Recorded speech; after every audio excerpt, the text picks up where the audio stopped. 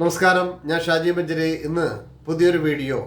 വിഭീഷണൻ അധർമ്മത്തിന് കൂട്ടുനിന്ന് സ്വജനപക്ഷപാതിയാകുന്നതിനേക്കാൾ നല്ലത് ധർമ്മത്തിന് കൂട്ടുനിന്ന് സ്വജനത്തിന് വിരുദ്ധനായി നിൽക്കുക ആണ് നല്ലത് എന്ന് കരുതി പ്രവർത്തിച്ച ഒരാളാണ് വിഭീഷണൻ. എന്നാൽ വിഭീഷണനെ കുറിച്ച് ചർച്ച ചെയ്യപ്പെടുമ്പോൾ ചില സന്ദർഭങ്ങളിലെങ്കിലും രാജ്യ അധികാരത്തിനോടുള്ള അമിതമായ താല്പര്യമുണ്ടായിരുന്നോ എന്ന തരത്തിലും ചർച്ച നടക്കുന്നുണ്ട്. അതുമാത്രമല്ല, വിഭീഷണൻ്റെ സഹായമില്ലായിരുന്നുവെങ്കിൽ രാമൻ യുദ്ധം ജയിക്കുമോ എന്നുള്ള ചർച്ചയുമുണ്ട്. ഏതായാലും ഇത്തരം കാര്യങ്ങളാണ് നമ്മൾ ഇന്നത്തെ വീഡിയോയിൽ, വിഭീഷണൻ എന്ന വീഡിയോയിൽ ചർച്ച ചെയ്യുന്നത്. വിഭീഷണൻ യഥാർത്ഥത്തിൽ ആഗ്രഹിച്ചതെന്ത്, സംഭവിച്ചതെന്ത്, വിഭീഷണനെ കുറിച്ചുള്ള വിശകലനങ്ങളാണ്. ഇപ്പോൾ രാമരാവണ യുദ്ധത്തിന് മുമ്പ് തന്നെ വിഭീഷണനുമായിട്ട് ബന്ധപ്പെട്ട് ധാരാളം ചർച്ചകൾ വിഭീഷണൻ്റെ നേതൃത്വത്തിൽ സീതാപഹരണവുമായി ബന്ധപ്പെട്ട് നടക്കുന്നുണ്ട്. പുരാണത്തിൽ രാമനെ യുദ്ധസന്നദ്ധനാക്കി മാറ്റുന്ന ഇടത്തൊക്കെ വിഭീഷണൻ തയ്യാറെടുത്ത് നിൽക്കുന്നുണ്ട് എന്നുള്ളത് കാണാൻ കഴിയും. പ്രത്യേകിച്ച് രാമരാവണ യുദ്ധത്തിൽ ഏറ്റവും പ്രധാനപ്പെട്ടത് ഈ സീതയെ അപഹരിച്ചുകൊണ്ട് രാവണൻ ലങ്കയിലെത്തിയതിന് ശേഷം വാനര സൈന്യങ്ങളുമായിട്ട് സീതാന്വേഷണം നടക്കുമ്പോൾ ഹനുമാൻ ലങ്കയിലെത്തുകയും ലങ്കാ ദഹനം നടത്തുകയും ചെയ്യുന്ന സന്ദർഭത്തിന് ശേഷം യഥാർത്ഥത്തിൽ വിഭീഷണൻ രാവണന് കൊടുക്കുന്ന ഉപദേശങ്ങളാണ് ശ്രദ്ധേയമായിട്ടുള്ള ഉപദേശങ്ങൾ. ഇപ്പോൾ സീതാപഹരണത്തിൻ്റെ അനന്തരഫലമായിട്ട് രാവണനോട് വിഭീഷണൻ പറയുന്ന ചില വാക്കുകളുണ്ട്. രാക്ഷസന്മാരിൽ മറ്റുള്ളവരെ ഉപദ്രവിക്കാതെ ജീവിക്കണമെന്ന് ആഗ്രഹിക്കുന്ന ഒരു രാക്ഷസനായിരുന്നു വിഭീഷണൻ. വിഭീഷണൻ പറയുന്നുണ്ട്, രാജാവ് എന്നുള്ള നിലയിൽ അങ്ങറിഞ്ഞിരിക്കേണ്ട ചില കാര്യങ്ങളുണ്ട്. വിഭീഷണൻ രാവണൻ്റെ മുഖത്ത് നോക്കി പറയുന്ന കാര്യങ്ങളാണ്. ഒന്ന്, രാജാവ് എപ്പോഴും ധർമ്മത്തിൻ്റെ പക്ഷത്ത് നിൽക്കണം. പക്ഷെ അങ്ങ് ധർമ്മത്തിന് വിരുദ്ധമായിട്ടാണ് നിൽക്കുന്നത്. അതുകൊണ്ട് അത് ഉപേക്ഷിക്കണം. രണ്ട്, ഒരു എതിരാളിയായിട്ട് വരുന്നയാളുടെ മഹിമ തിരിച്ചറിഞ്ഞാൽ ആ എതിരാളിക്ക് കീഴ്പ്പെടുകയാണ് ബുദ്ധിമാനായ ഒരാളുടെ ലക്ഷണം. മൂന്ന്, വിവേകവും വികാരവുമുണ്ട്. അതിൽ വികാരത്തിന് അടിമപ്പെട്ട് പ്രവർത്തിക്കുന്നയാളല്ല രാജാവ്. എപ്പോഴും വിവേകത്തിന് അടിമപ്പെട്ട് പ്രവർത്തിക്കുന്നയാളായിരിക്കണം. അങ്ങ് പ്രവർത്തിക്കുന്നത് മുഴുവൻ വികാരത്തിന് അടിമപ്പെട്ടാണ്. അത് ഉപേക്ഷിക്കേണ്ടതാണ്. അതോടൊപ്പം തന്നെ ദൂതനെ പിടിച്ചു കെട്ടി ആക്രമിക്കുക എന്നത് ഒരു രാജലക്ഷണമല്ല. ഹനുമാനെ പിടിച്ചു കെട്ടുക മാത്രമല്ല, വാലിൽ തീ കൊടുക്കുകയും ചെയ്തു. അതങ്ങ് ചെയ്ത ഏറ്റവും വലിയ അപരാധമാണ്. അഞ്ചാമതായിട്ട് പറയുന്നത്, ധർമ്മ അധർമ്മങ്ങൾ തമ്മിലുള്ള ഏറ്റുമുട്ടലിൽ ധർമ്മത്തിൻ്റെ പക്ഷത്തായിരിക്കണം രാജാവ് നിൽക്കേണ്ടത്. ഭൂരിഭാഗം ആളുകളും അധർമ്മത്തിൻ്റെ പക്ഷത്താണെങ്കിലും ധർമ്മപക്ഷത്ത് നിന്നുകൊണ്ട് ജനങ്ങൾക്ക് മാതൃകയായി തീരേണ്ടയാളാണ് രാജാവ്. പക്ഷേ അങ്ങ് എന്തുകൊണ്ടോ അങ്ങനെ ആവുന്നില്ല. അതുകൊണ്ട് അങ്ങ് അതൊക്കെ തിരുത്തണം, എന്നിട്ട് സീതയെ രാമന് വിട്ടുകൊടുക്കണം എന്നാണ് വിഭീഷണൻ പറയുന്നത്. ഇത് കേട്ട ഉടനെ രാവണൻ കോപാക്രാന്തനായി തീരുകയും ഈ വിഭീഷണനെ തൻ്റെ രാജ്യത്ത് നിന്ന് അനുജനായത് കൊണ്ട് കൊല്ലുന്നില്ല എന്ന് പറഞ്ഞ് രാജ്യത്ത് നിന്ന് പുറന്തള്ളുകയുമാണ് ചെയ്യുന്നത്. അങ്ങനെയുള്ള വിഭീഷണൻ നേരെ ചെല്ലുന്നത് രാമപക്ഷത്തേക്കാണ്. ഈ രാമപക്ഷത്തേക്ക് ചെല്ലുന്ന സന്ദർഭത്തിൽ സുഗ്രീവൻ സംശയത്തോടു കൂടിയാണ് വിഭീഷണനെ കാണുന്നത്. സുഗ്രീവൻ്റെ നേതൃത്വത്തിൽ വാനരപ്പെട്ട സംശയത്തോടു കൂടിയാണ് ഈ വിഭീഷണനെ കാണുന്നത്. മാത്രമല്ല രാമനോട് പറയുകയും ചെയ്യുന്നുണ്ട്, അല്ലയോ രാമഭഗവാനെ, ഈ സുഗ്രീവൻ ഒരു അധികാരമോഹിയാണ്. അദ്ദേഹത്തിൻ്റെ വരവ് നമ്മൾ സംശയത്തോടു കൂടി മാത്രമേ കാണാവൂ എന്ന് പറയുമ്പോൾ ഹനുമാനാണ് പറയുന്നത് അങ്ങനെയല്ല, വിഭീഷണൻ ഒരു രാമഭക്തനാണ്. വിഭീഷണനെ കൂട്ടത്തിൽ കൂട്ടുന്നത് സീതയെ അന്വേഷിക്കുന്നതിനും സീതയെ കണ്ടെത്തുന്നതിനും സീതയെ തിരിച്ച് കൊണ്ടുവരുന്നതിനൊക്കെ സഹായിക്കും എന്ന് പറയുന്നു. അങ്ങനെയാണ് വിഭീഷണനെ രാമൻ തൻ്റെ പക്ഷത്തേക്ക് കൂട്ടുന്നത്. അങ്ങനെ കൂട്ടുന്ന സന്ദർഭത്തിൽ രാമരാവണ യുദ്ധം നടക്കുമ്പോൾ പ്രധാനപ്പെട്ട മൂന്ന്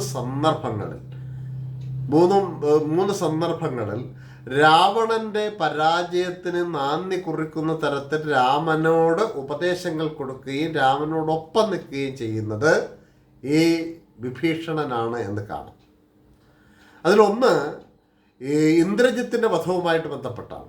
ഇന്ദ്രജിത്തിൻ്റെ പ്രത്യേകത മേഘനാഥൻ എന്നായിരുന്നു അദ്ദേഹത്തിൻ്റെ പേര്. ഈ മേഘനാഥൻ്റെ പ്രത്യേകത മേഘത്തെപ്പോലെ അലറുന്ന, മേഘം ഇടിമിന്നൽ പോലെ അലറുന്ന ശബ്ദമുള്ള ആളായിരുന്നു മേഘനാഥൻ. ഈ മേഘനാഥൻ ധാരാളം യാഗങ്ങളൊക്കെ നടത്തി ബ്രഹ്മാവിൽ നിന്ന് വരം നേടി. ആ വരം നേടിയതിൻ്റെ ഫലമായിട്ട് ഞാൻ ലക്ഷ്മണൻ എന്ന വീഡിയോയിൽ അതിനെക്കുറിച്ച് ഡീറ്റെയിൽ പറഞ്ഞിട്ടുണ്ട്.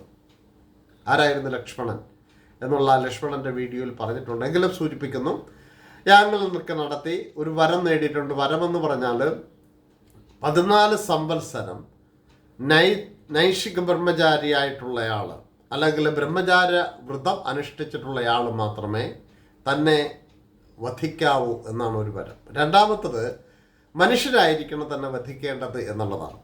ധാരാളം യാഗങ്ങളൊക്കെ നടത്തി തൃപ്തനായതുകൊണ്ടും ഇന്ദ്രനെ പിടിച്ച് പൂട്ടിയിട്ടത് കൊണ്ടും ബ്രഹ്മാവ് തൻ്റെ ബ്രഹ്മാവിൻ്റെ പൗത്രനായതുകൊണ്ടും ഈ വരം അനുവദിച്ചു കൊടുക്കുകയാണ്. അങ്ങനെ കിട്ടിയ വരമുള്ളിടത്തോളം കാലം ഇന്ദ്രജിത്തിനെ വധിക്കുവാൻ രാമനോ ലക്ഷ്മണനോ പറ്റില്ല എന്നറിയാവുന്ന ഒരേ ഒരാൾ വിഭീഷണനാണ്.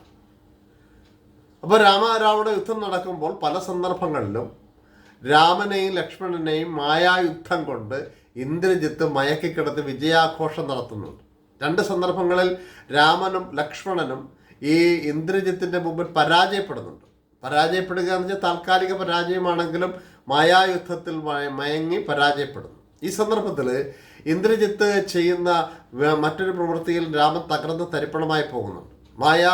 വിദ്യകൾ അറിയാവുന്ന ഇന്ദ്രജിത്ത് സീതയെ തൻ്റെ രഥത്തിൽ പിടിച്ചു കൊണ്ടുവന്ന് അവളുടെ തലമുടിയിൽ കുത്തിപ്പിടിച്ചിട്ട് തല തൻ്റെ കയ്യിലുള്ള വാളുകൊണ്ട് മുറിച്ച് ഈ വാനരന്മാരുടെ ഇടയിലേക്ക് എറിഞ്ഞു കൊടുക്കുന്നുണ്ട്.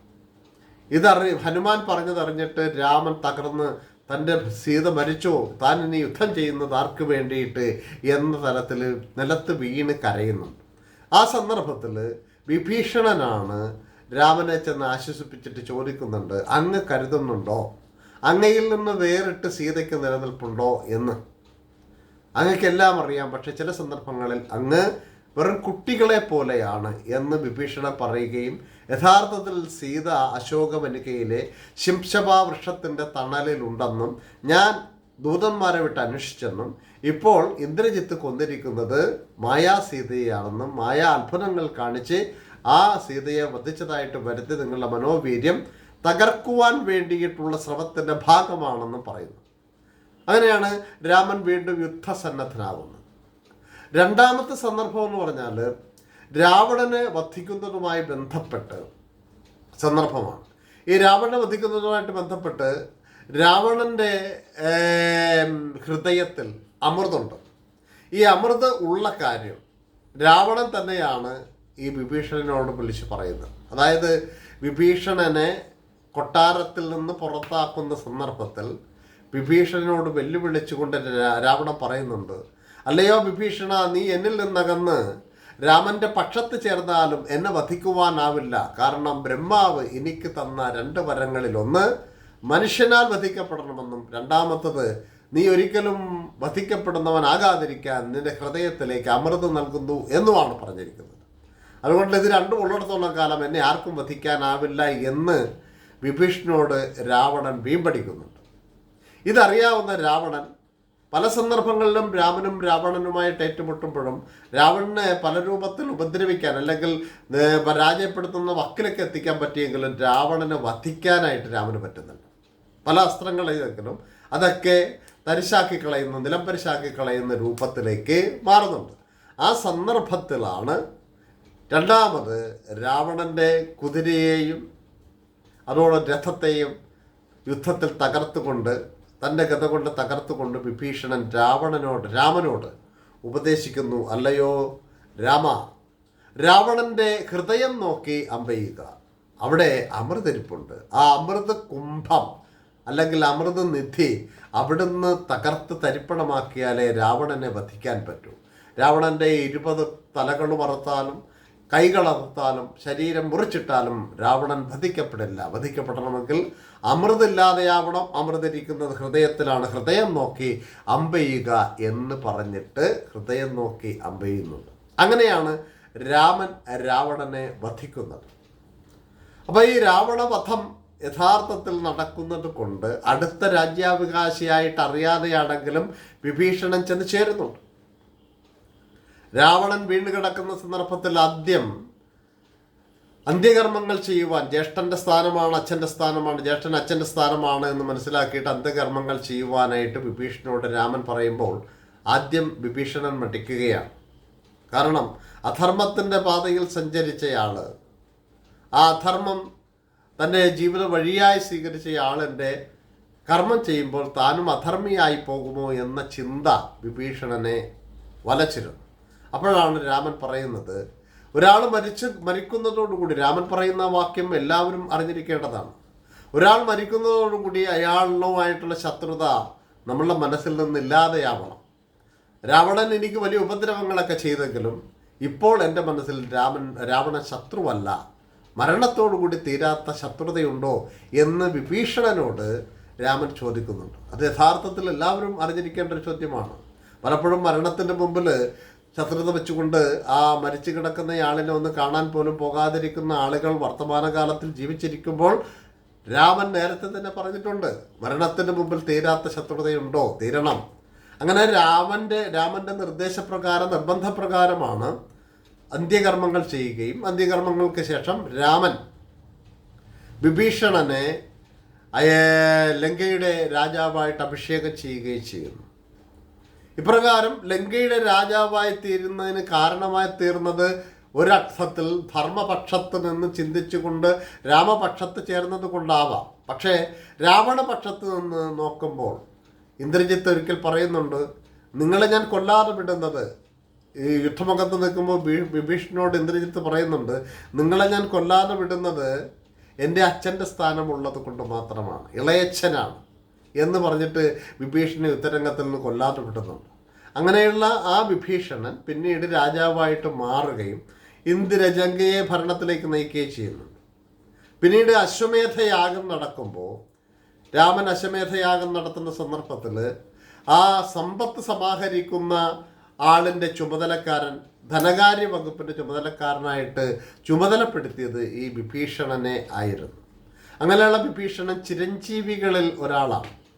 7 പേരാണ് ചിരഞ്ജീവികൾ: അശ്വത്ഥാമ, ബലി, വ്യാസൻ, ഹനുമാൻ, വിഭീഷണ, പരശുരാമ, കൃപ, സപ്തദേ ചിരഞ്ജീവ എന്നാണ്.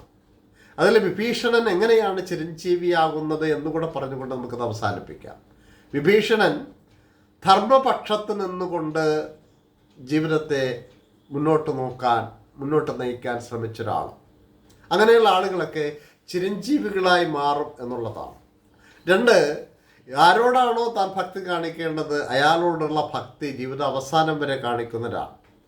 3ാമതായിട്ട് പറയുന്നത് ആത്മീയതയും ലൗകികതയും ഒരേപോലെ കൊണ്ടുപോകുവാൻ കഴിവുള്ളയാളാണ് ഈ വിഭീഷണൻ. അതും അയാളുടെ ചിരഞ്ജീവിത്വത്തിന് കാരണമാണ്.